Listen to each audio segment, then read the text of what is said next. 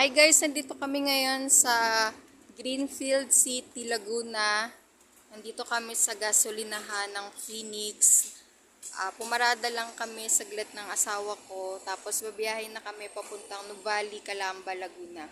Ito pala guys yung i-deliver namin dun sa Nuvali.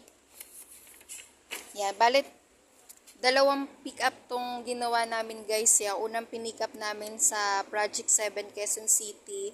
Itong mga boxes na to. Tsaka itong isang mahabang papel. So, bali 9 boxes to lahat guys. Pang 10 tong papel. Ang laman nito puro documents daw. Kahit papel lang ang laman nito guys, sobrang bigat nito. Kaya, pinagtulungan namin to ng asawa kong ikarga dito sa likod ng kotse. Tsaka buti nagkasya siya lahat dito sa loob ng kotse. Dito sa likod. So guys, sabi nung pinikapan namin, wala nga daw magbubuhat sa kanila.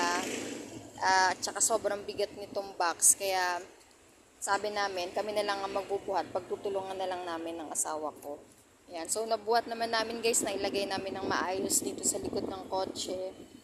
Ayan. So kasi sabi sa amin ng client, documents lang daw yung kukunin namin. So, ang inaasahan ko lang is yung papel. Hindi ko inaasahan na ganito pala siya kadami. Pero, okay lang guys. Kayang-kaya namin ng asawa ko ilagay at ayusin tong ganitong kabigat na items.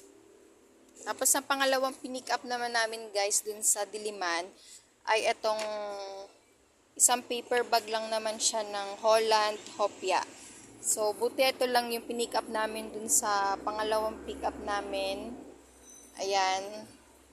Ayan. Bilin sa amin nung pinick up pa namin na wag daw namin painitan tong hopya. So, dun to nakalagay sa loob ng kotse. Ayan. So, guys, babiyahin na ulit kami. So, mga 10 minutes na lang mula dito, nandun na kami sa drop-off point.